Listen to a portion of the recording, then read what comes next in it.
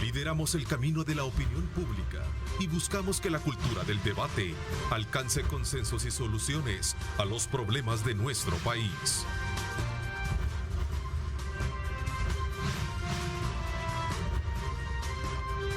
Diálogo con Ernesto López.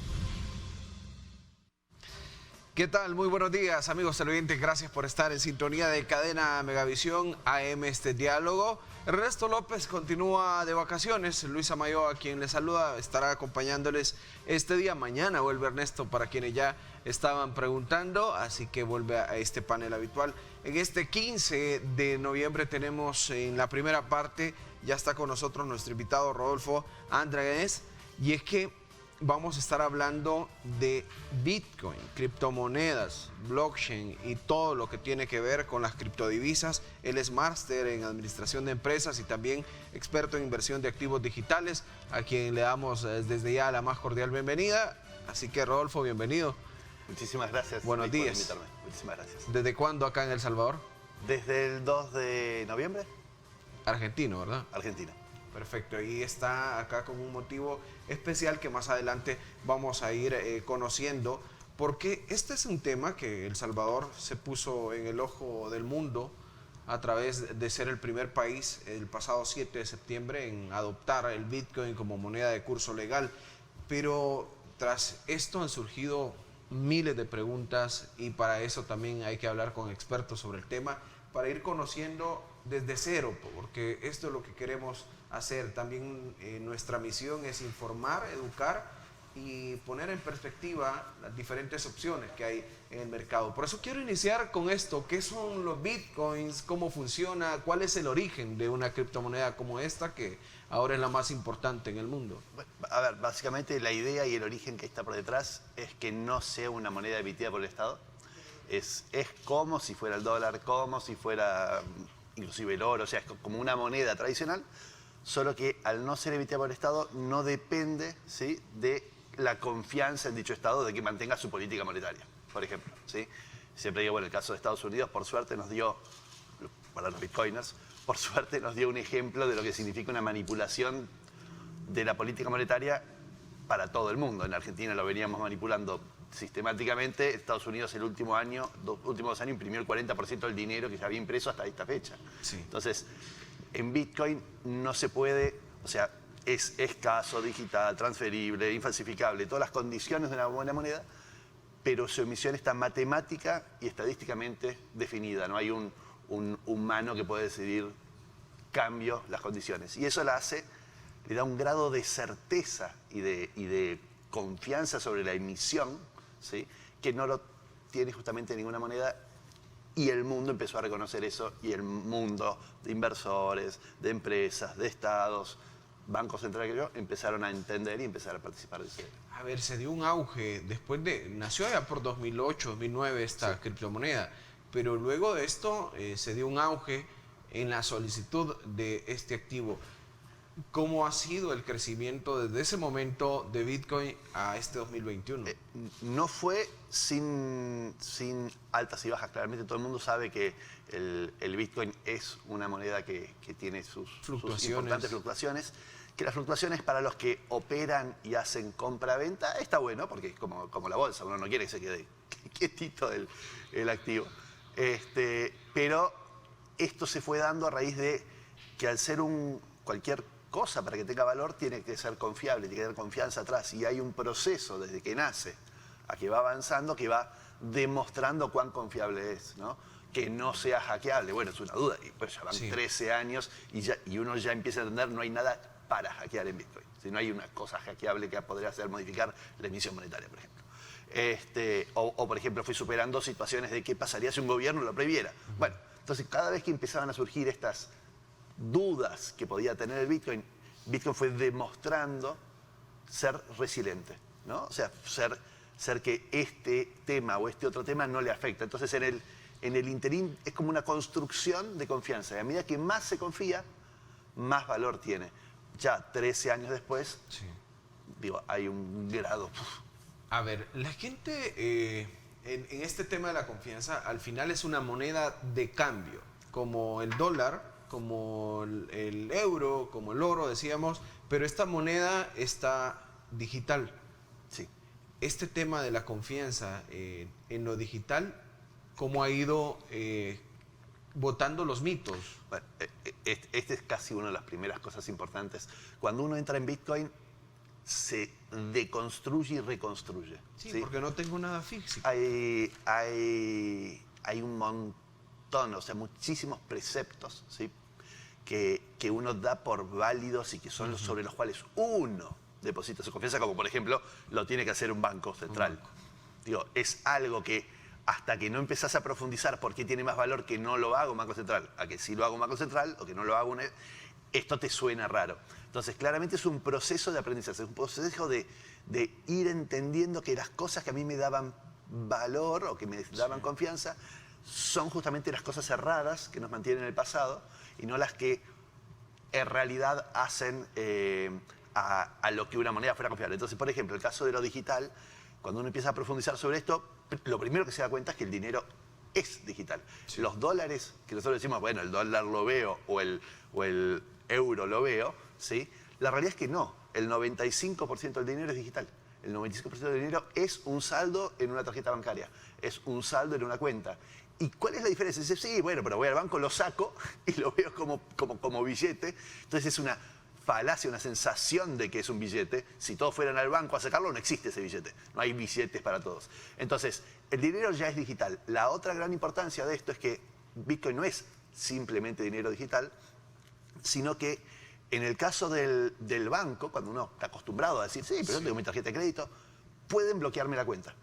Podrían acceder, ¿sí? Y podrían embargarme, podrían limitarme a que yo a partir de ahora no pueda acceder más. ¿Por qué? Porque políticamente no quieren, porque, por ejemplo, la moneda PayPal, ¿sí? Los dólares de PayPal en Argentina de repente dijeron todos los argentinos no pueden acceder a sus cuentas de PayPal. ¿Sí? Entonces, ese tipo de sensación de es mi dinero que está en el banco.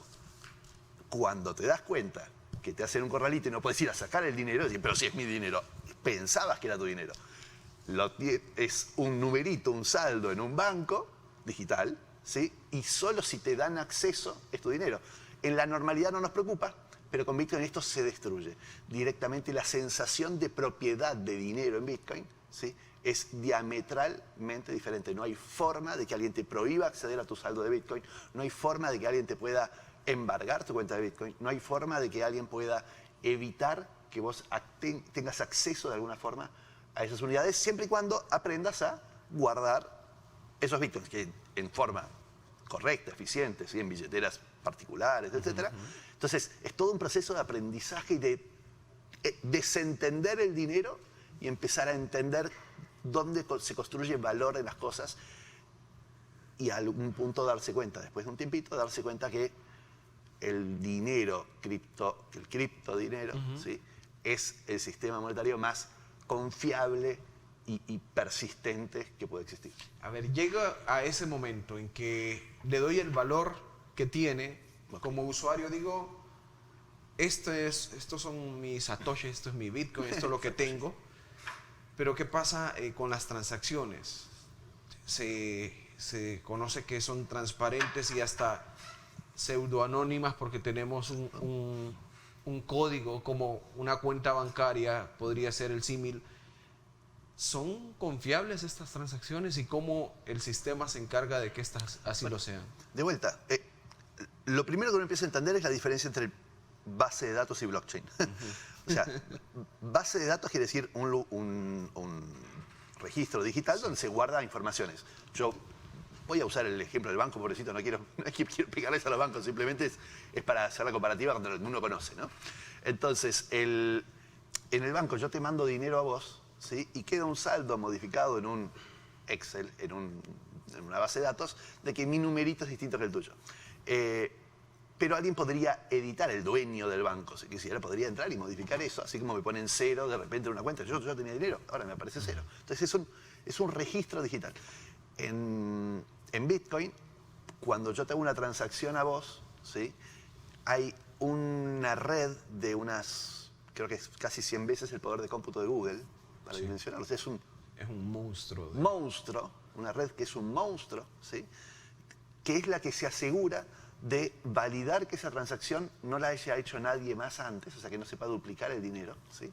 Y es el único, y es necesaria esa red para que se pueda escribir esa transacción en nuestra base de datos que se llama blockchain, pero que es una base de datos inmutable.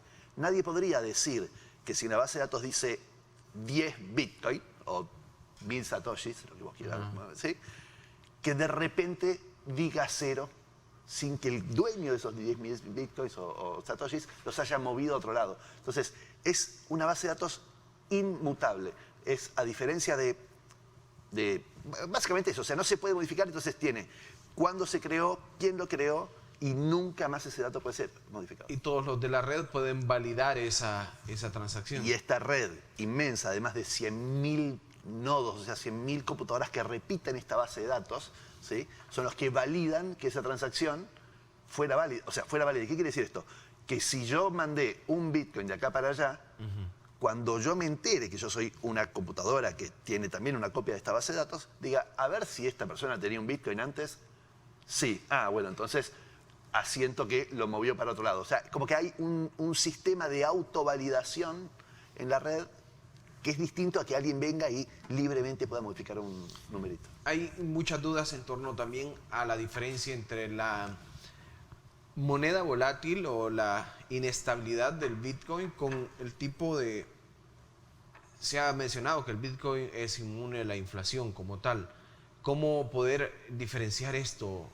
Porque el Bitcoin ya tiene un valor que lo establecen los usuarios, o ¿quién le da el valor a esta moneda? Una cosa es el valor, otra cosa es el precio, o sea, hay como diferentes criterios, ¿no? El precio es el spot. Hoy está en, creo que ahí salió un artículo, sí, 68.000. ahí lo veíamos, Sí, la verdad que yo ya ni reviso. pero o sea, una cosa es el precio spot en este momento en el mercado, ¿no?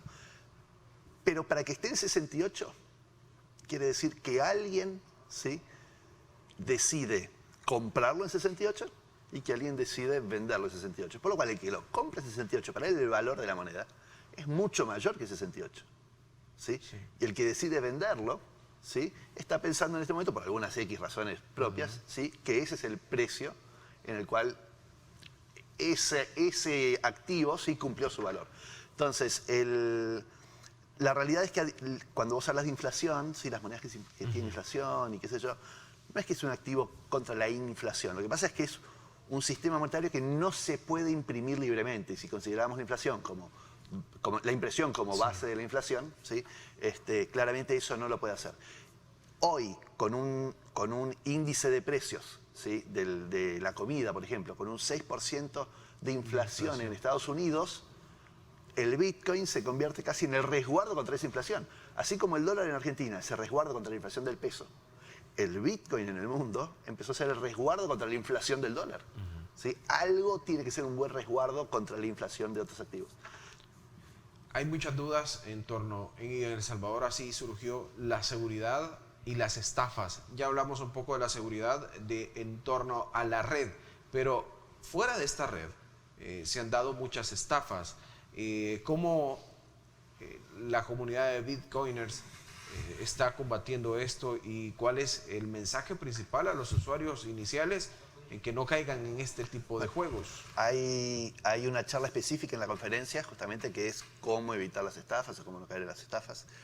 Hay ciertos indicadores claves generalmente con esto.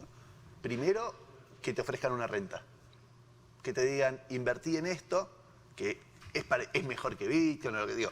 O que te digan que es de Bitcoin, pero como no aprovechando el desconocimiento, ¿no? O sea, cuando hay muy poco conocimiento sobre algo, hay mucha oportunidad de que alguien lo abusen en su confianza, ¿no?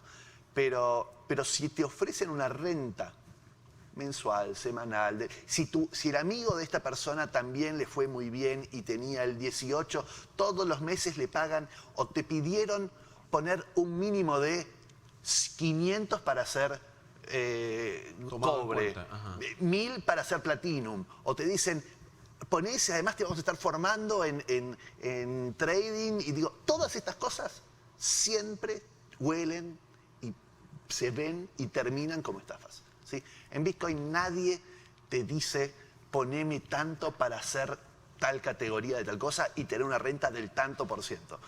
Lo que pasa es que me lo cuenta mi amigo que le está yendo bien.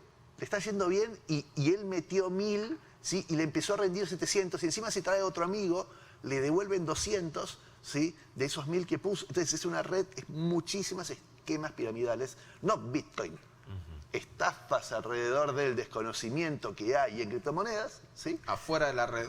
Fuera de la red, que Bitcoin en sí es un activo y punto, que aprovechan ese conocimiento. Entonces, el principal paso antes de meterse en Bitcoin es invertir, no dinero, sino tiempo. Y ese tiempo es tiempo en aprender, tiempo en consultar, tiempo en participar de distintos espacios. Hay una comunidad, anecdóticamente se llama Bitcoin Argentina, en Facebook, pero es la comunidad más activa y seria que hay alrededor de criptomonedas, ¿no? Entonces, es un excelente lugar para ir y consultar.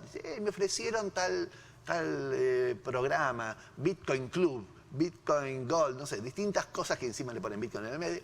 Entonces, lo que tiene que hacer es encontrar estos espacios donde uno puede ir a consultar, donde uno puede cuestionar, ¿sí? Y sobre todo, no caer en ningún esquema, que es lo que te decía antes, ningún esquema que te pida una prima para entrar, ¿no? Una base son a partir de los $100 y después si pusieras 1.000 te rinde dos veces más, ¿sí? Y lo otro muy importante es que la entrada y la salida tiene que ser instantánea. No pueden decirme, poné, ¿sí? Y en 3 meses podés empezar a retirar el saldo. Ver un numerito en tu celular no significa que ese numerito sea cierto. ¿Está bien? No poder auditar el sistema, ¿sí? No significa que esté mal, significa que no podés validar y darle certeza. Entonces, hay que tener bastante cuidado y sobre todo encontrar espacios como el grupo de Bitcoin Argentina en Facebook, que para la región es el más activo y tiene la comunidad más proactiva en ayudar. Bueno, vamos entrando a Bitcoin y hay otras monedas que ya se está conociendo, ya se está hablando de otras monedas como Ethereum, Solana, otras cosas que están por ahí que poco a poco van tomando auge. Por ejemplo, leí a Cardano en África que se hizo un fenómeno, pero Bitcoin, ¿cuál es la diferencia con este resto de criptomonedas? Buena pregunta. Hay un mundillo, como vos decís, de criptomonedas, criptoactivos. Digamos, cuando uno piensa en criptomonedas, la clave, la palabra confianza siempre tiene que venir, ¿sí? Porque es digital y no sé cuánto.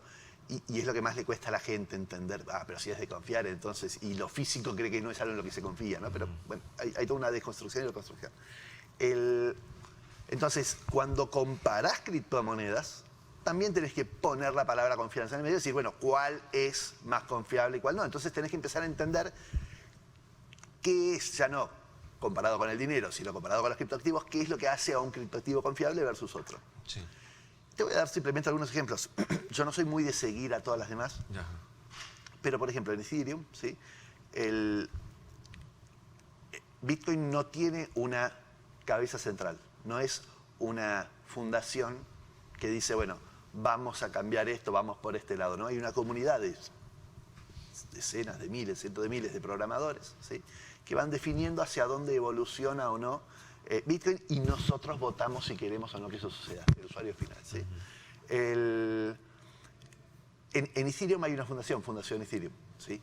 Y ha mostrado y demostrado en sistemáticas oportunidades, por un lado es una moneda muy útil, se utiliza muchísimo, ¿sí? En muchas plataformas, pero el liderazgo y los cambios de los compromisos asumidos son sistemáticos.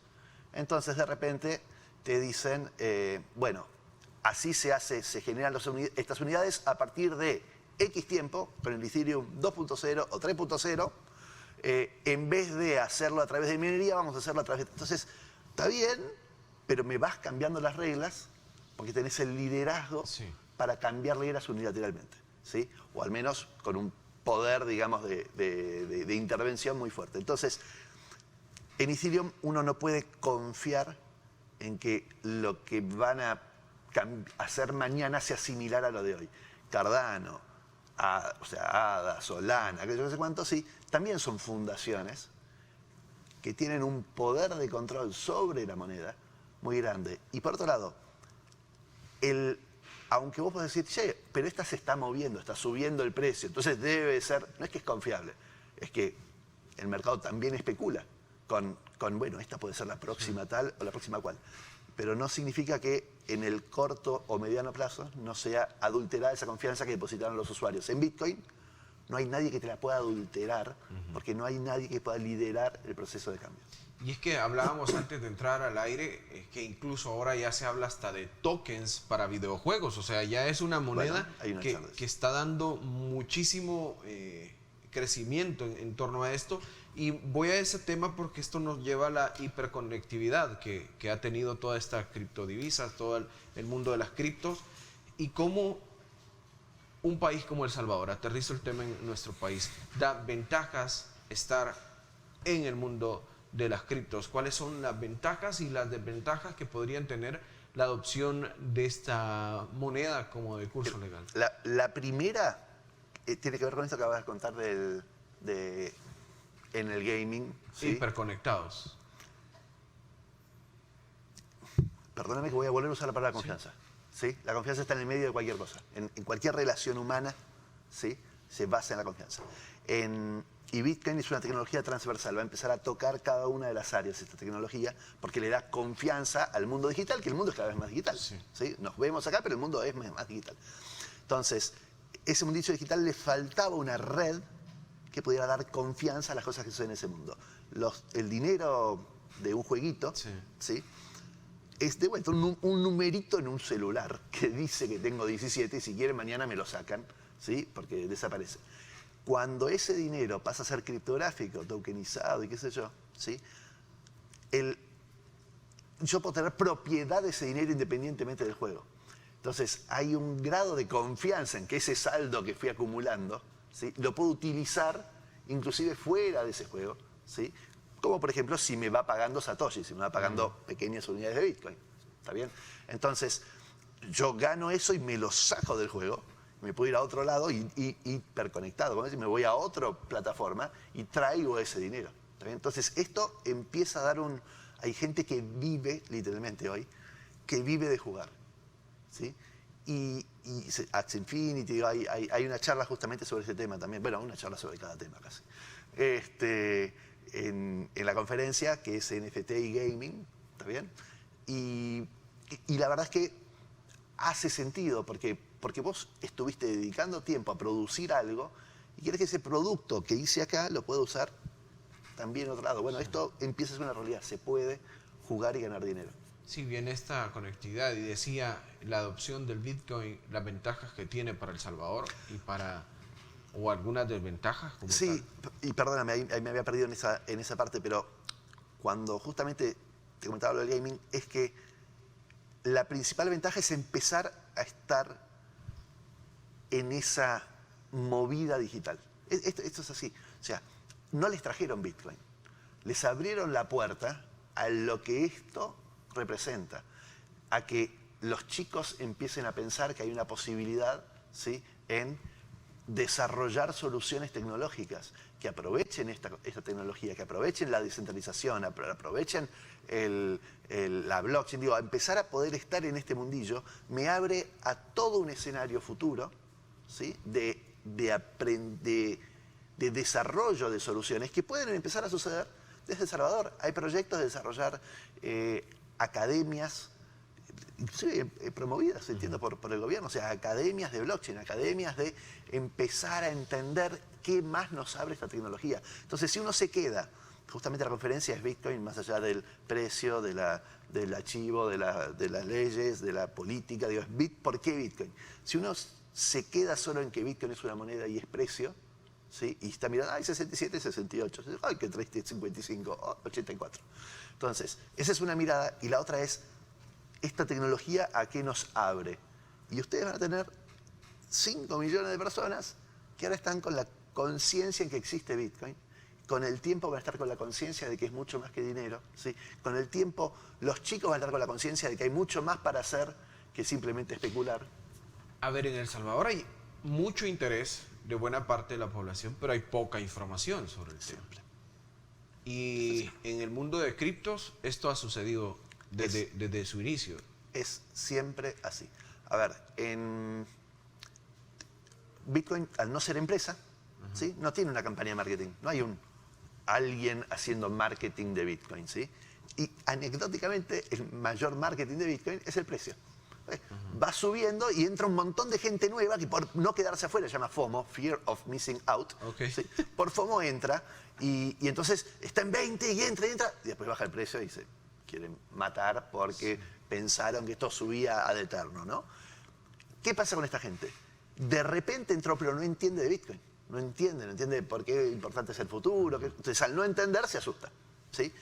El caso de ustedes es bastante similar en esto. Todos tuvieron la oportunidad de bajarse $30 y de tener acceso a una billetera de Bitcoin y eso no sé cuánto, pero ahí falta conocimiento. Eso se va incorporando con el tiempo. Con el tiempo, esta estrategia de hacer que muchos tengan Bitcoin, ¿sí? Pero que nadie sepa de qué se trata, es un camino posible que lo que va a hacer es que al menos haya 5 millones de personas con el interés de entender un poco más. Distinto era empezar de cero y tratar de hablarle a la señora a Doña Rosa, decimos nosotros en Argentina, no sé cómo dicen ustedes, a Doña Rosa. Doña Juanita.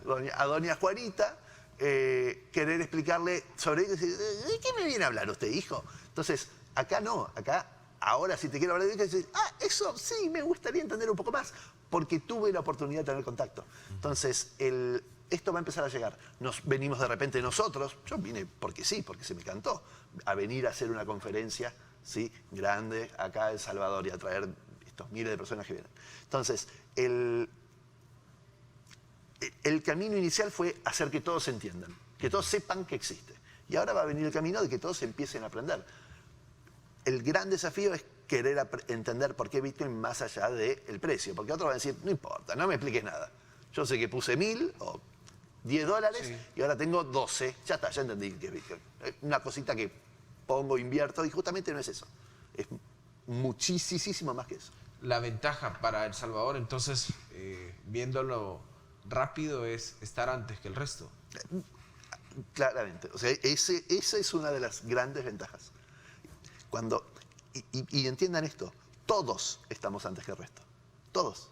¿Sí? Todos los que estamos ahora, estamos al principio de esta revolución, como le decimos. Y vamos a venir hablando después de la pausa justamente a qué se refiere Rodolfo con esta revolución y todo lo que nos puede traer. Vamos a la pausa.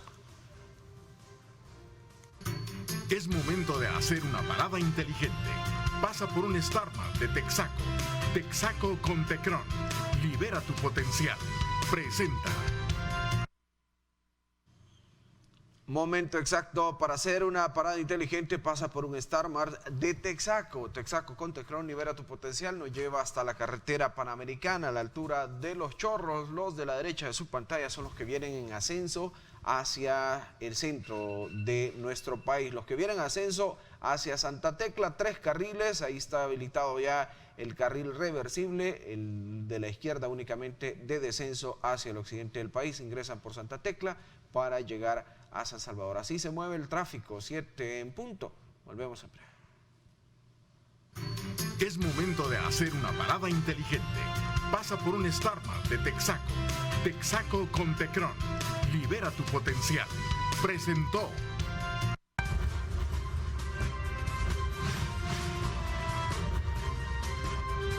Diálogo con Ernesto López.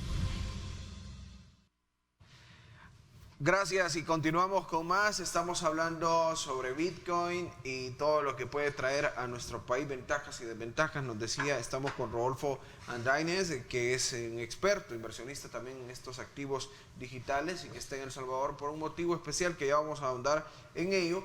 Pero nos decía, esta es una revolución y que El Salvador ha entrado antes que el resto. Cuando mencionamos una revolución, ¿a qué nos puede traer ventajas y desventajas de entrar antes que el resto? Es que, de vuelta, una revolución suena una palabra mala porque estamos acostumbrados a que sea asociado. A que sea asociado, a cuestiones malas o en realidad libertades, a una lucha por libertades.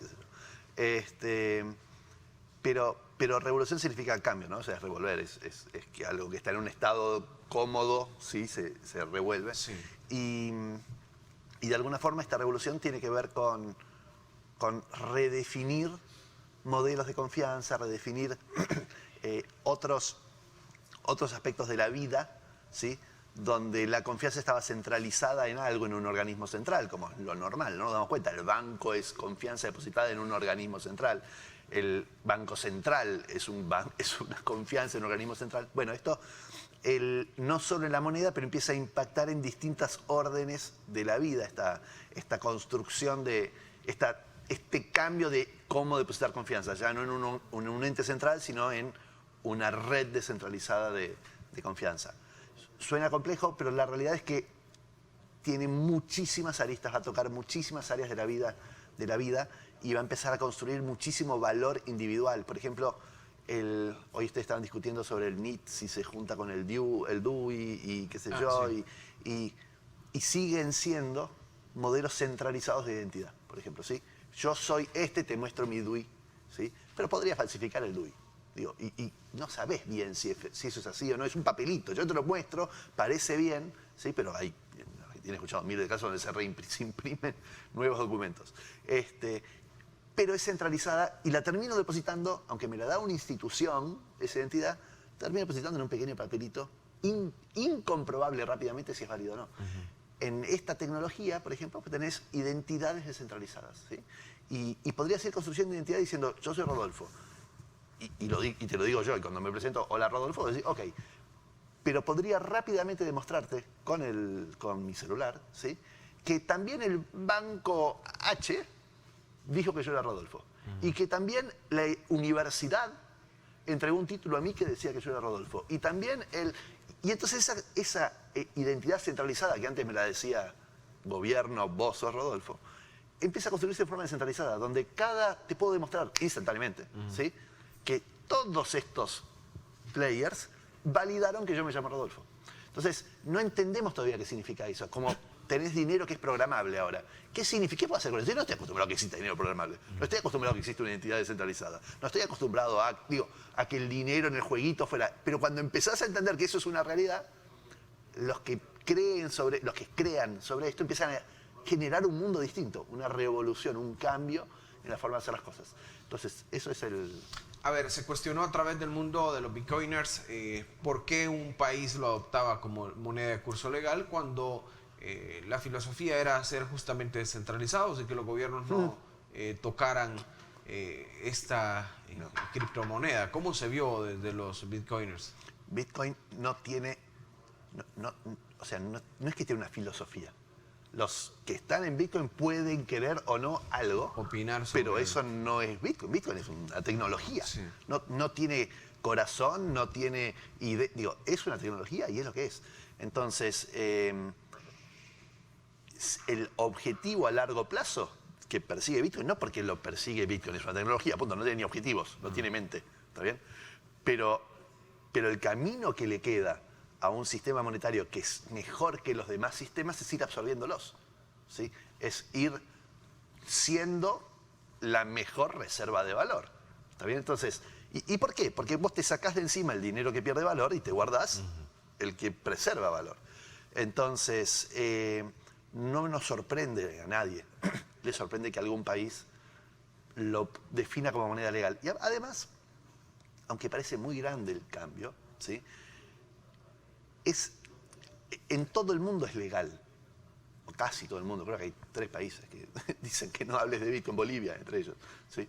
Pero en todo el mundo es legal Bitcoin. Yo puedo comprar casas en Argentina con Bitcoin, puedo comprar un auto con Bitcoin, puedo pagar la facultad con Bitcoin, puedo hacer lo que quiera, viajar con Bitcoin, ¿sí?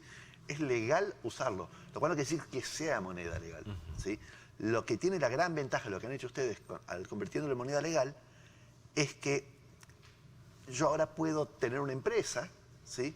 Que opera con Bitcoin y me da un marco de operación sobre el cual puedo operar con tranquilidad y elimina la arbitrariedad de los bancos de querer vincularse conmigo o no, ¿sí? Sí. El banco dice, no, pero estás haciendo un montón de operaciones, no me gusta, me competís, te cierro la cuenta, ¿sí? ¿Por qué? Si estoy operando dentro de la ley. Bueno, al hacer una moneda legal elimina la arbitrariedad de las contrapartes, ¿sí? Respecto a si quieren o no interactuar con uno. Entonces, y sin embargo, es decir, haceme todo el KYC, o sea, preguntame el origen de fondos, haceme todo lo que mismo que haces en el banco, exigímelo a mí, no hay problema. Pero no me saques la posibilidad de operar. Esto trae un grado de confianza del mundo cripto en venir hacia acá y decir, che, yo puedo empezar a montar mi empresa desde acá. Porque entonces voy a tener un fácil acceso al banco, voy a tener un fácil acceso a otros sistemas, ¿sí? Y un parámetro de definición sobre el cual puedo operar, claro. Así que el hecho de que hayan sido los primeros, o qué sé yo, esa es otra de las... He escuchado tipo crítica, pero ¿por qué vamos a ser nosotros los primeros en hacerlo? ¿Sí? Porque siempre hay alguien que primero. ¿Por qué primero Estados Unidos? ¿Por qué primero Londres? ¿A quién se le ocurre? ¿Por qué primero? Digo, hay razones por las cuales Argentina no lo hubiera hecho jamás, ¿sí? Pero ustedes no tienen una moneda que compita, ¿sí? Ustedes no tienen su corona, era antes de... Colón. El Colón, ¿sí? Donde el Banco Central necesita imprimir para endeudarse, ¿no? Entonces se endeuda y paga imprimiendo, como hacemos en Argentina. Te hago hacer una calle y después imprimo para pagarte. Es muy fácil endeudarse. Porque le quitas valor al ciudadano. Entonces ustedes no, ustedes tenían el dólar y la única forma de construir cosas es obteniendo más dólares. No imprimiendo más dólares, no pueden imprimir. Estados Unidos sí se puede endeudar gratis, como es el país más endeudado del mundo, porque imprime. Entonces, el escenario para ustedes es un escenario totalmente válido. Tienen una moneda que no la imprimen ustedes, ¿sí? Y viene otra moneda que no la imprimen ustedes. Y libremente una y otra, porque podés elegir, ¿aceptás dólares o aceptás Bitcoin? Libre. Elegiste dólares, elegiste Bitcoin. Llevar las transacciones a la mano de los usuarios es principalmente una de las ventajas. Y ni hablar que este proceso que han hecho, ustedes tenían 70% de la gente que nunca había ni siquiera tocado un banco digital, o sea, nunca habían tenido acceso a la cosa digital, todo dólar físico. Y ahora de repente le dieron a no sé cuántas personas, a 5 millones de personas, la posibilidad de digitalizar su dinero. Y eso también es un valor importante, más allá de si la archivo o no la archivo, digo, pero en definitiva les dieron una banca digital a un montón de personas. Entonces, eso da valor, el mundo es cada vez más digital. A ver, y hablando de esto, que el mundo es cada vez más digital, vuelvo al enfoque inicial. La educación y por qué está en El Salvador. Hablemos detalles de la BitConf, que empieza hoy. Empieza hace 15 días, ya tienen un rato de estar acá.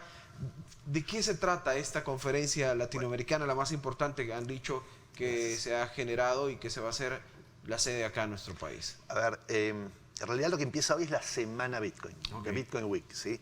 Hay en este momento en el Círculo Militar, creo, sí. Bueno, a las 9, arranca lo que es un hackathon, ¿sí? Que son distintos estudiantes, estudiantes o programadores o qué sé yo, trabajando en desarrollar una solución que contemple estas ventajas de esta tecnología, ¿sí? Que contemple las ventajas de descentralización, que contemple las ventajas de la criptografía. Entonces, ¿qué se hace? Se les enseñan las bases de esto y después mañana a las 5 de la tarde tienen que presentar un proyecto, ¿sí?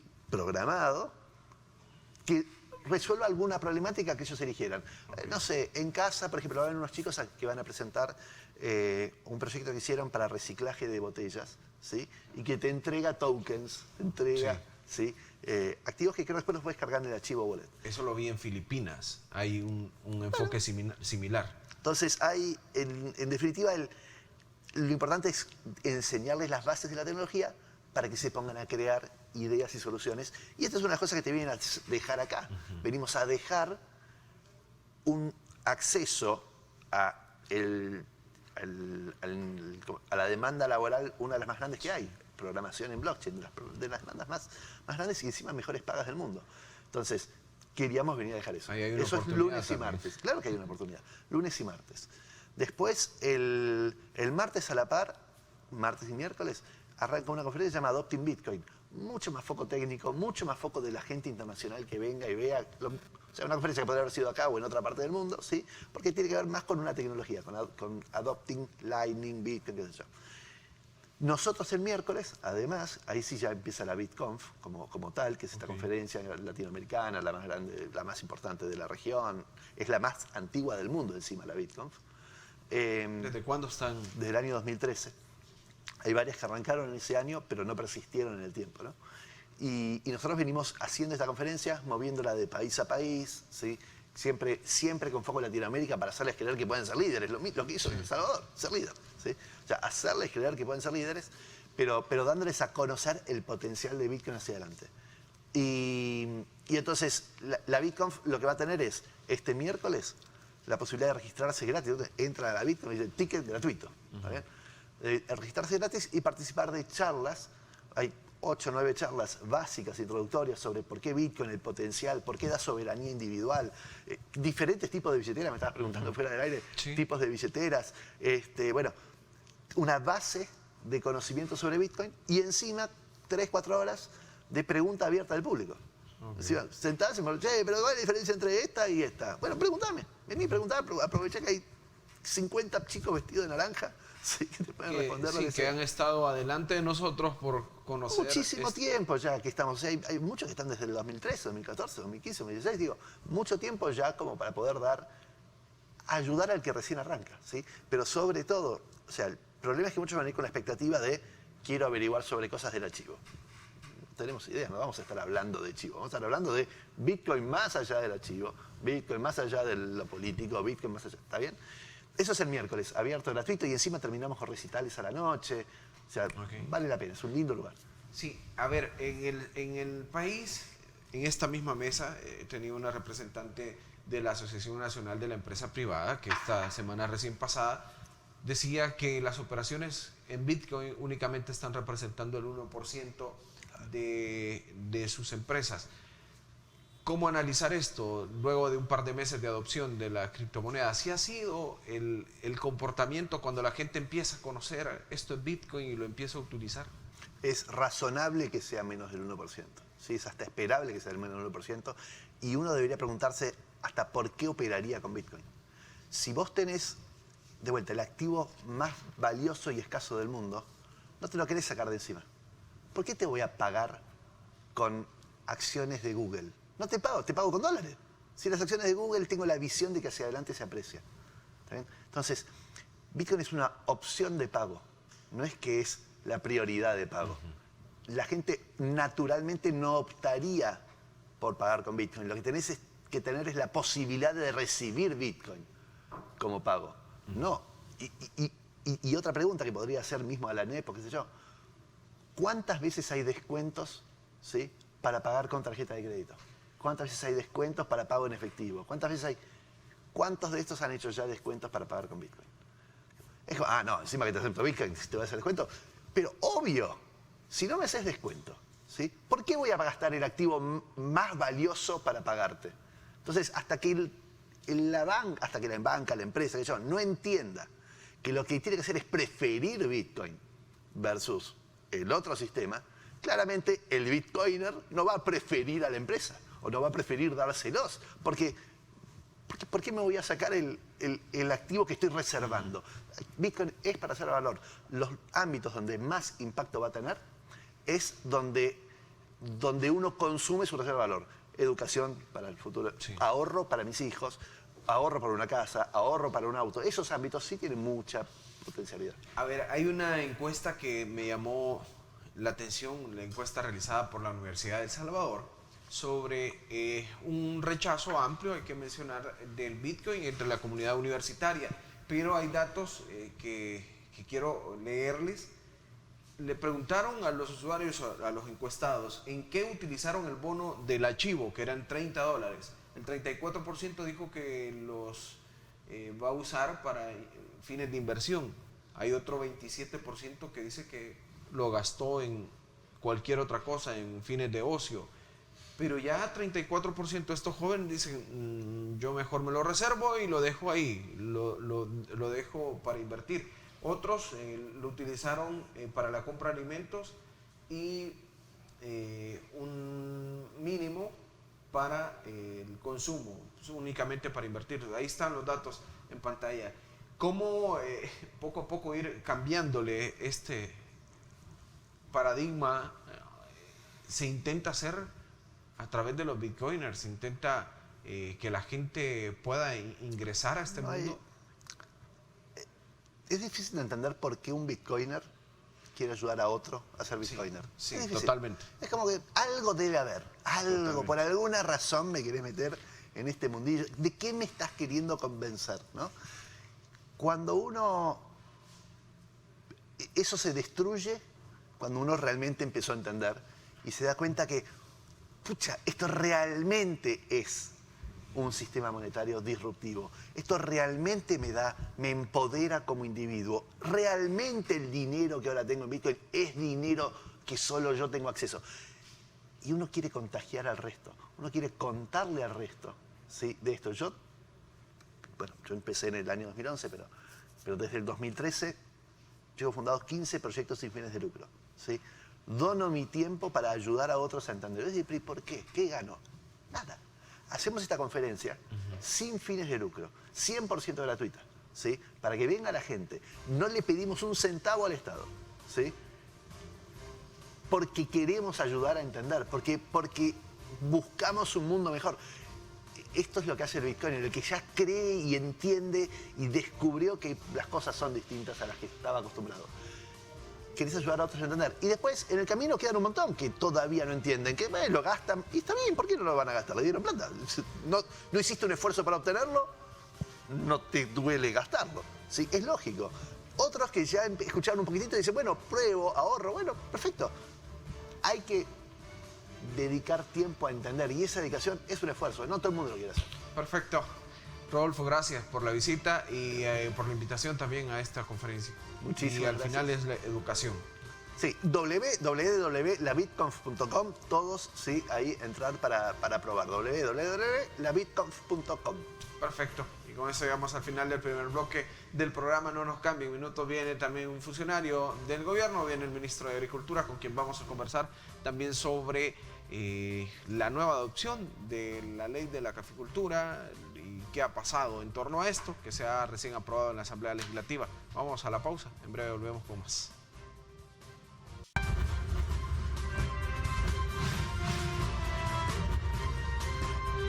Diálogo con Ernesto López.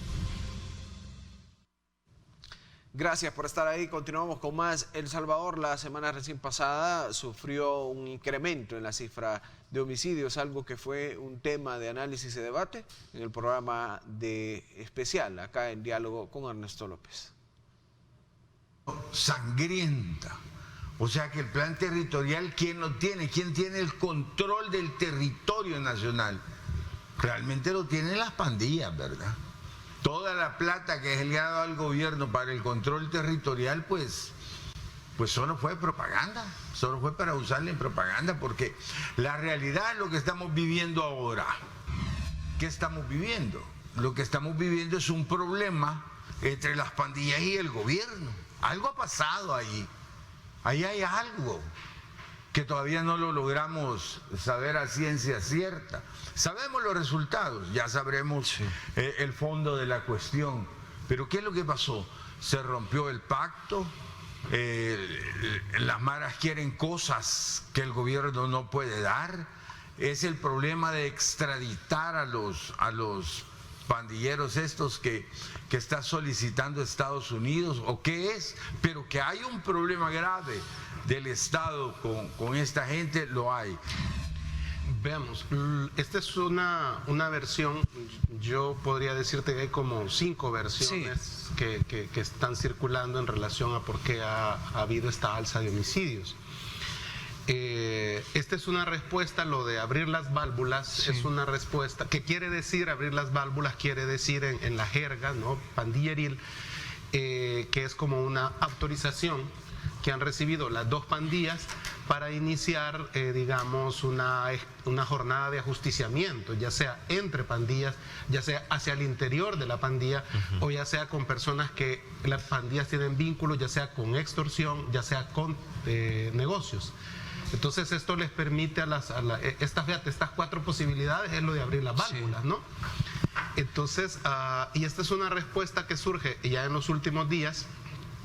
Incluso el periodista Héctor Silva Ábalos era uno de los que manejaba la tesis de abrir las válvulas. Sí. Y surge como una respuesta, entendería yo, al planteamiento del gobierno de que hay grupos oscuros, decía el presidente Bukele en su tuit, detrás de esta escalada de homicidios. Ahora, ¿qué significa todo esto? Quiera o no, el más golpeado es el gobierno, porque tal como lo decía Ronald, y la población. Bueno, en el sentido que es la que siempre ha salido afectada.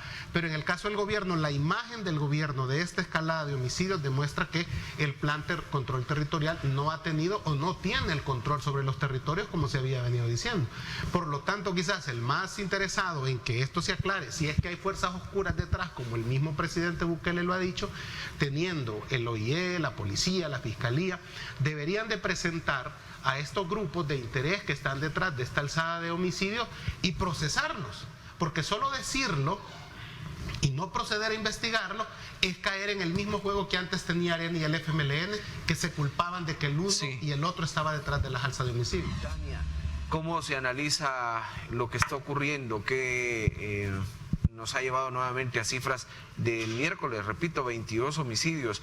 En El Salvador hemos tenido días de 40, 42, hasta 44 en 2015, que recuerdo que fue el año más violento, promediaban 35 homicidios día en una escalada como esta.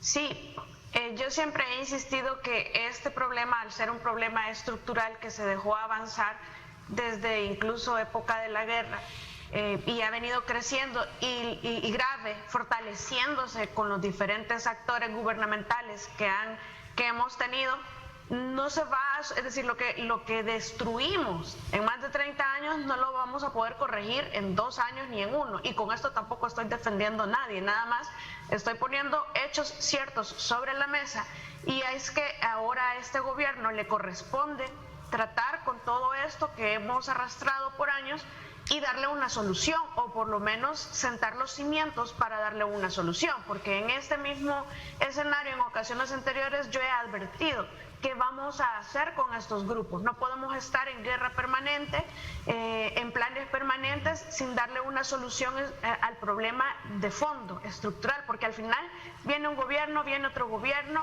y vamos a seguir intentándolo, pero no se va a solucionar el problema mientras no se ataque la raíz del mismo.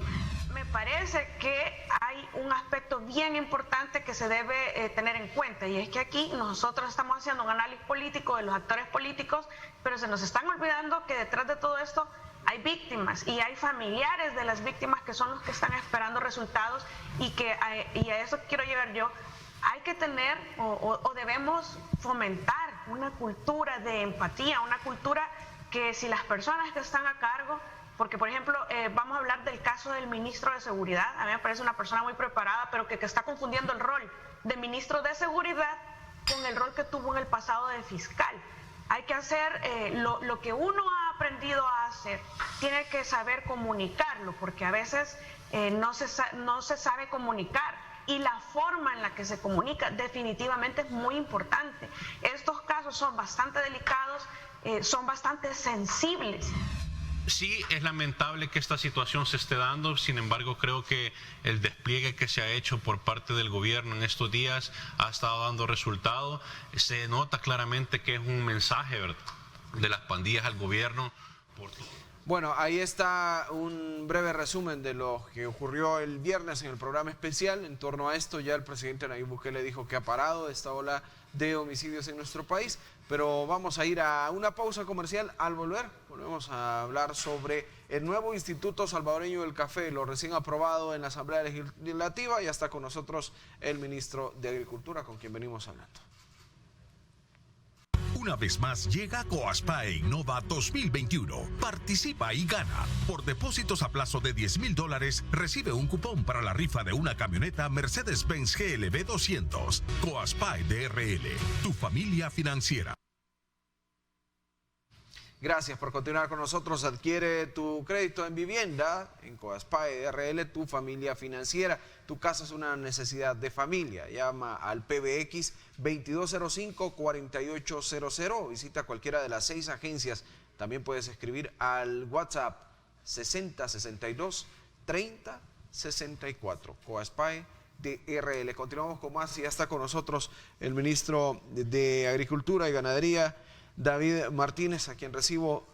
Buenos días, ministro, qué gusto verlo. Luis, buenos días. Vamos a hablar, y este tema ha generado revuelo. Se ha aprobado el nuevo Instituto Salvadoreño del Café. ¿De qué se trata y qué fue lo aprobado en la Asamblea Legislativa? Bueno, yo creo que parte de la estrategia que nosotros tenemos en el contexto de rescate del sector agropecuario está la creación de las herramientas que nos van a ayudar a poder atender eficientemente cada subsector. En el caso específico del sector cafetalero, ya había un instituto previo que estaba funcionando, Procafé. Lo que pasa es que no funcionaba. Entonces nosotros ahorita... ¿Desapareció? Desapareció, liquidamos a Procafé. Recordémonos que de las exportaciones que se hacen, el sector cafetalero ya está pagando un aporte tanto a Procafé como al Consejo Salvadoreño de Café, que son dos instituciones completamente diferentes, con acciones o objetivos completamente complementarios pero distintos. En el caso del Consejo Salvadoreño del Café, ellos son encargados de la promoción de la marca Café del Salvador, de la exportación, incluso de campañas de consumo interno. Esa es la función del Consejo, y del Instituto es una función puramente de investigación. En el caso de lo que existía previamente, que era Procafé, existía como figura jurídica, pero no funcionaba. Es decir, los gobiernos pasados lo dejaron prácticamente, no solamente en quiebra, sino que lo dejaron morir. Entonces, con ese fondo, nosotros hemos creado y hemos presentado a la Asamblea Legislativa, en el contexto de toda la estrategia del Plan Maestro de Rescate Agropecuario, en la estrategia de una estrategia de una política cafetalera, se ha creado el nuevo Instituto Salvadoreño del Café, lo cual era un compromiso que teníamos nosotros con el sector cafetalero, ya que ese instituto se dedica a la investigación que es tan necesaria para que nosotros podamos crear un nuevo sector que sea pujante. El sector cafetalero en la historia de El Salvador ha sido extremadamente relevante, solamente que se dejó morir, no ha habido investigación, no ha habido acompañamiento técnico, y ahora con la creación del nuevo instituto, lo que nosotros estamos dándole es una respuesta y saldando una deuda histórica que se tiene con el sector cafetalero. ¿En qué se va a diferenciar este nuevo Instituto Salvadoreño del Café de Procafé? ¿Cuál es el principal cambio? Me encanta porque me hacen la pregunta siempre, y yo creo que una de las funciones principales es que este instituto sí va a funcionar. Es algo así de simple, es decir, Procafé no funcionaba. ¿Por qué no funcionaba? No funcionaba porque, número uno, se abandonó. Okay. No se invertía en investigación. Se tenía siempre, como la mayoría de instituciones del Estado que se heredaron, un funcionamiento puramente administrativo. Okay. Es decir, no había un quehacer del instituto que le ayudara o que acompañara al sector cafetalero. ¿Y cómo hacer o qué van a hacer para que este Instituto Salvadoreño del Café sí funcione? Bueno, número uno, la visión que tiene el instituto debe ser puramente de investigación. Necesitamos nuevas variedades que sean resilientes a la roya, a la broca, pero necesitamos presencia de extensionistas para el caficultor. Es decir, el día de ahora, por ejemplo, Luis, el caficultor no tiene acceso a saber qué variedades realmente tiene, qué precio lo puede vender, qué tecnología puede utilizar en su cultivo, cómo puede mejorar su rendimiento, cómo puede hacer para pasar de rendir 4 o 5 quintales a rendir 12, 15 quintales, cómo puede mejorar su estructura de costo, cómo puede hacer un análisis de suelo para que pueda tener una agricultura a precisión. Toda esa información no la tiene. Sí. Es decir, es empírico. Es lamentable que el trabajo que ha hecho es empírico, pero en base a la experiencia obviamente que ha heredado. Ahorita la tecnología ya ha llevado la agricultura a condiciones completamente diferentes, y el mundo del café está en otra etapa que lamentablemente el sector cafetalero actual no ha llegado. Entonces, el Instituto de Café tiene una misión, que es tecnificar, es modernizar el parque cafetalero. Esa es la misión principal del instituto. A través de la investigación y tecnología, a través de alianzas estratégicas, a través de la contratación de extensionistas que sepan del tema, a través de la contratación de un director o directora que verdaderamente sepa de investigación, que verdaderamente esté informado de qué está haciendo ahorita los países que están adelante de nosotros en cuanto a producción. Y ojo con esto. Una cosa es el tema de mejorar la tecnología y mejorar la forma en la que se hace, pero nosotros como país ya tenemos el conocimiento de cómo tener una excelente tasa. Tenemos una de las mejores tasas, siempre hago énfasis, incluso en la entrevista pasada, siempre El Salvador tiene un excelente lugar en los certámenes que se hacen, y el café de El Salvador ya está posicionado como uno de los mejores cafés del mundo. Entonces, en ese sentido, creo que no va a haber problema. Ahora, ¿qué es lo que queremos hacer? Hacerle llegar al productor al fin esa asistencia técnica y esa tecnología que nunca ha tenido de parte del gobierno. A ver, ¿quién o quiénes van a integrar quiénes van a dirigir este consejo, este Instituto Salvadoreño del Café? Bueno, yo creo que es importante ¿quién encabeza? Señalar que hemos tratado de hacer una junta directiva a donde todos estén representados. Acordémonos que en cuanto a la cadena, hay desde pequeños productores, procesadores, representantes de denominación de origen, exportadores, todos los que están adentro de la cadena, todos los que tienen peso adentro de la cadena, forman parte de la institución. Ahora, yo creo que es importante señalar lo siguiente. Nosotros como gobierno tenemos una visión clara. Y para nosotros es prioridad reactivar siempre al pequeño y al mediano productor. Yo quiero hacer énfasis en esto porque me estaban escribiendo ciertos amigos y me decían, bueno cómo quedó representado, qué bien lo que ustedes están haciendo como gobierno. Pero yo hago énfasis en lo siguiente, siempre para nosotros es importante que el pequeño y el mediano productor tengan voz adentro de las instituciones que estamos creando. Porque siempre el pequeño productor es el que pone el mayor riesgo, el que tiene menor rentabilidad y el que por ende tiene menor voz. En el caso de la formación del instituto, tienen voz tanto los pequeños productores como los medianos productores, como los grandes productores, como los procesadores, como los exportadores, como los beneficios, como los que tienen denominación de origen. Entonces, para nosotros sí ha sido importante dejar esta junta, esta constitución equilibrada para que de esa forma todos se sientan parte de ese centro de investigación. Sin embargo, el instituto, igual que el Consejo Salvadoreño del Café, está bajo la sombría del Ministerio de Agricultura y Ganadería y está bajo la estrategia del Plan Maestro de Rescate Agropecuario. Que tengan independencia financiera no quiere decir que van a estar desalineados, es decir, todo lo que nosotros estamos tratando de hacer en los nuevos cambios que hay en el sector agropecuario es poder juntar a todas las autónomas en la visión del rescate del Plan Maestro. Entonces, los objetivos, el propósito del instituto es crear esa investigación en el contexto del plan. Es decir, todos tienen una pieza o un rol importante con un solo objetivo, rescatar al sector agropecuario. Sobre esto, la representación en el Consejo Directivo, el pasado viernes se pronunciaba un sector de caficultores, los representados en la Cafesal, que pedían al presidente Bukele incluso que modificara o vetara esta creación del instituto. Dicen que no fueron incluidos. Yo creo que es importante señalar lo siguiente. Número uno, fue los amigos de la cafetalera, que han estado presentes en todas las reuniones desde la primera. Es más, Julio, Amílcar, que son parte de los representantes que han estado, me llamaron el día que hicieron la convocatoria y me dijeron que estaban completamente en contra de la convocatoria que se hizo porque tenía otros fines. Tanto los amigos de la cafetalera como todos ellos se han sentado conmigo aparte y acompañaron a la Asamblea Legislativa. Es decir, si nosotros podemos revisar los videos y revisamos, ellos estuvieron en la Asamblea Legislativa apoyando.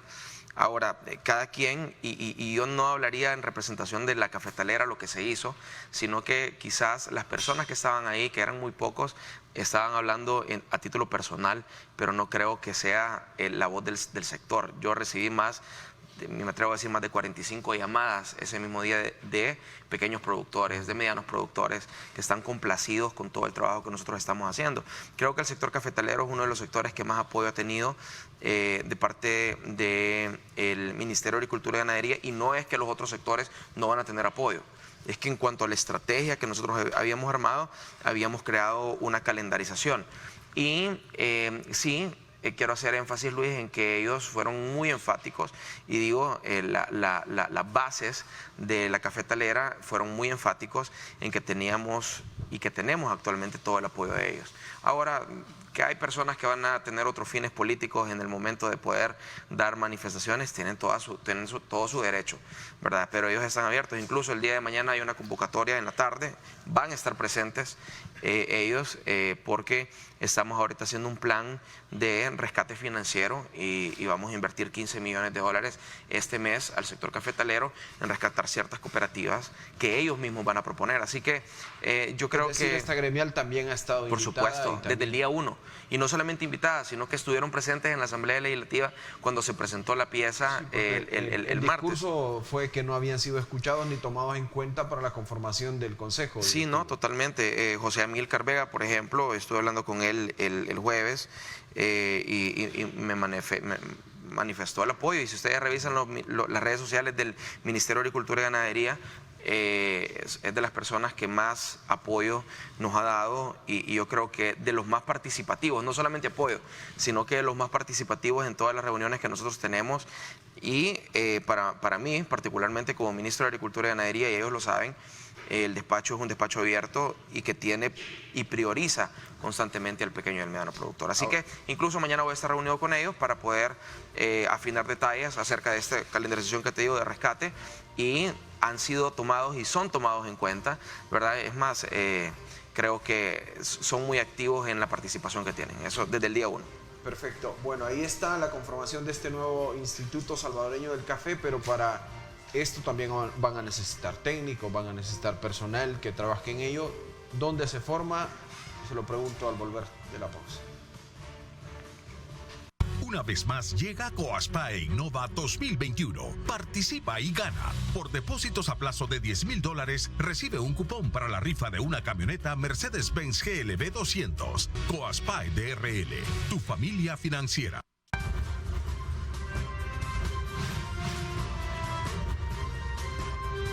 Diálogo con Ernesto López. Gracias. Continuamos con más. Estamos hablando con el ministro de Agricultura y tras esta creación del Instituto Salvadoreño del Café, le preguntaba que lleva también a crear más personal técnico, a tecnificar a personal para poder atender las necesidades del sector de la caficultura. ¿Cómo está el tema de la Escuela Nacional de Agricultura? ¿Desde ahí salen los técnicos para la caficultura? Idealmente tendrían que salir los técnicos para todo el sector agropecuario, idealmente. Y te digo idealmente porque hemos tenido una Escuela Nacional de Agricultura que ha estado en el olvido por más de 3 décadas, pero gracias a Dios que ahorita tenemos una estrategia muy definida para las acciones que se deben de tomar. ¿No estaban saliendo de ahí? No estaban saliendo de ahí, ¿por qué? Porque prácticamente los graduados de la Escuela Nacional de Agricultura se les hacía muy complicado poder incorporarse al mercado laboral porque no había una demanda. Okay. Es decir, el sector agropecuario lamentablemente es uno de los sectores que menos emplea o que menos había empleado y se hacía muy difícil. Me escribían incluso un ex graduado de la ENI y me decía, debemos de estar dejando o ya no podemos estar graduando de la Escuela Nacional de Agricultura vendedores de insumos agrícolas, y estoy completamente de acuerdo en eso. Entonces, por eso nosotros como Ministerio de Agricultura y Ganadería hemos firmado un convenio con la Universidad de Wageningen para cambiar completamente el pensum y la currícula actual. Ahorita estamos invirtiendo $3.5 millones en el cambio de la infraestructura, que es algo que venimos anunciando hace meses. En la primera semana de diciembre, en la próxima semana ponemos la primera piedra para poder cambiar los edificios. Ya ahorita está adjudicado el trabajo, lo estamos haciendo con coejecución siempre con el ICA. Porque ellos tienen el know-how, ellos tienen todos los procesos para poder hacerlo mucho más expedito, mucho más estratégico y más rápido. Y vienen muchos cambios a la Escuela Nacional de Agricultura para poder incorporar a todos estos graduados al plan maestro. Ahora, en el tema específico de los técnicos que vamos a necesitar para el Instituto Salvadoreño del Café, hay un bolsón de técnicos actuales. El café de El Salvador en la década de los 80, incluso en los 90, venían a aprender del sector cafetalero. Es decir, teníamos un sector pujante. Entonces, creemos que la experiencia está. Ahora, tenemos gente que a pesar de que en el país no ha habido las condiciones adecuadas, se han ido a especializar a países vecinos, y para mientras que nosotros llegamos al punto de tecnificación a donde queremos llegar, hemos hecho alianza estratégica con el Instituto Interamericano de Cooperación Agrícola, el ICA, que ellos ponen a su disposición todos los técnicos que necesitemos para poder alcanzar nuestros objetivos en un corto plazo. Y tuvimos un simposio hace unas 3 semanas aproximadamente, a donde todos los países vinieron a dar charlas de diferentes temas. Entonces creemos que en la cooperación y en aprender ese know-how de los países vecinos, podemos acortar nosotros los tiempos y podemos traer incluso esos técnicos para que capaciten a nuestros técnicos. Ahora, tenemos nosotros que caminar de forma acelerada y nuestros técnicos actuales van a tener la capacitación que necesiten para poder empezar a tener presencia en el sector y para que el sector cafetalero empiece a contar con esta asistencia. ¿Para cuándo se pretende que ya esté operando, que ya estén los técnicos y el mismo Instituto Salvadoreño? Esperamos que a principios del próximo año, esperamos que en febrero ya tengamos un instituto que esté funcionando. Yo creo que en tema de infraestructura sí somos extremadamente eficientes. Miremos cómo tenemos ahorita el tema del hospital veterinario, ya va casi que en un 50% de avance. Creemos que con el tema del instituto va a pasar exactamente lo mismo, va a estar adentro del Ministerio de Agricultura y Ganadería y en enero o febrero ya deberíamos de tener un instituto en funcionamiento. Ministro, voy a leer esta porque no es una, son varias preguntas de Facebook en torno al tema. ¿Por qué no paran, y lo hablamos el otro día, por qué no paran las importaciones de lácteos de Nicaragua y de todos los países que entran a El Salvador? Hay leche para todos, el queso importado es carísimo en El Salvador, ya paren con eso porque nos está afectando a los ganaderos. Yo creo que vamos a aclarar una cosa, nosotros no podemos parar las importaciones. Ok, número 1, no se trata de parar las importaciones y nunca un ganadero, o sea, hasta el día de ahora, un ganadero nunca me ha dicho paren las importaciones, me ha dicho no dejen entrar productos que no cumplen y que ponen en riesgo la salud del salvadoreño. Esa es la postura del ganadero. Okay. No dejen entrar productos que no pagan impuestos, que nos ponen en ventaja, o sea, que no compiten con nosotros en las condiciones similares a las nuestras. Esas son las peticiones del ganadero. Nosotros como gobierno de El Salvador somos cero tolerantes, o como Ministerio de Agricultura y Ganadería, porque nos corresponde a nosotros esa tarea, somos cero tolerantes a la importación de productos que no cumplen con una microbiología que garantice la seguridad y la salud del salvadoreño. Cero tolerantes. Ahorita incluso yo me he reunido con el ministro de Economía de Nicaragua, ¿verdad? Porque ellos piensan que estamos siendo demasiado exigentes en la cantidad de muestreos que se hacen en frontera.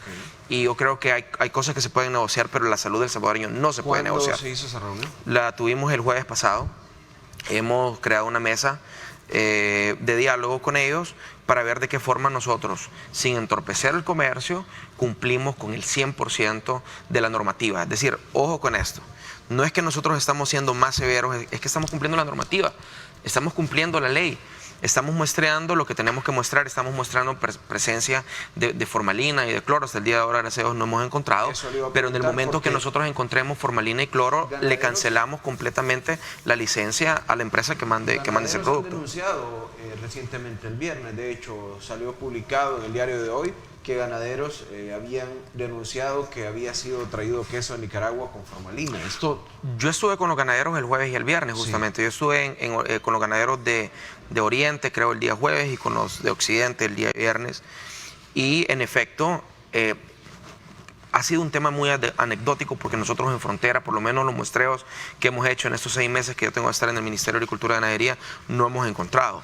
Pero sí es un problema de salud pública, es decir, me han pasado mis estudios de diferentes universidades de Nicaragua a donde hacen mucho énfasis en la presencia de formalina y es un problema de salud pública en Nicaragua. Nosotros, el momento que encontremos una empresa que mande un producto que tenga formalina, en ese momento se le cancela completamente la autorización para mandar producto para El Salvador. Creo que es importante que siempre se sacan de contexto las cosas y yo creo que en el caso del diario de hoy hay que creerle quizás solamente la fecha que ponen en la parte de arriba, pero yo creo que tenemos abiertas las redes sociales del Ministerio de Agricultura y Ganadería, mis redes sociales particulares, para que los productores vean el seguimiento que se hace cada uno de los sectores. Ahora, tenemos una estrategia. La estrategia es dejar que entren productos que solamente cumplen con la normativa local para que no vengan a precios, es decir, que no vengan a precios por debajo del precio de costo del productor local. Eso es un tema para nosotros importante, pero a partir de esa semana, el día jueves, tenemos una primera mesa con los que le venden los insumos a los ganaderos para ver de qué forma podemos empezar a mejorar la estructura de costo, y el día viernes tengo otra reunión con ellos porque vamos a crear un comité de encadenamiento, igual que el sector cafetalero, desde los pequeños productores, medianos productores, grandes productores, procesadores, exportadores, comercializadores, incluso importadores, para que todos estemos en una sola mesa llegando a acuerdos. Sí se hizo la gira con los ganaderos entonces, y ¿cuál fue la recepción en torno a, por ejemplo, la carnetización y estos otros temas? Y esa gira continúa, o sea, que nosotros nos hayamos reunido el jueves y el viernes, ahorita creo que vamos a empezar a conocer diferentes zonas para poder tener de voz de ellos las necesidades. Y hago énfasis en esto, Luis, porque en ningún momento el ganadero está diciendo no, que no entre producto de Nicaragua. Nunca me lo han dicho. Me han dicho que no entre producto que no cumple, que se le haga el muestreo, que se mire que el producto que venga es de calidad, que pague los impuestos, y es lo correcto, pues. Entonces, creo que son muy energéticos, son un sector que está muy dispuesto a seguir trabajando, y yo creo que se merecen la ayuda, es decir, se merecen la ayuda. Han estado abandonados por tantos años, y yo creo que ahora que tienen un gobierno que es de ellos van a tener todo el apoyo que necesitan. Perfecto, listo, gracias por la visita. Luis, muchísimas gracias por la invitación. Y a usted gracias por estar pendiente del programa. Le insisto, mañana vuelve ya Ernesto López y retoma su panel. Y manténgase usted pendiente de la programación de Grupo Megavisión. Ha sido un placer acompañarles estos 15 días en esta mesa. Que tenga un feliz inicio de semana. Lideramos el camino de la opinión pública y buscamos que la cultura del debate alcance consensos y soluciones a los problemas de nuestro país.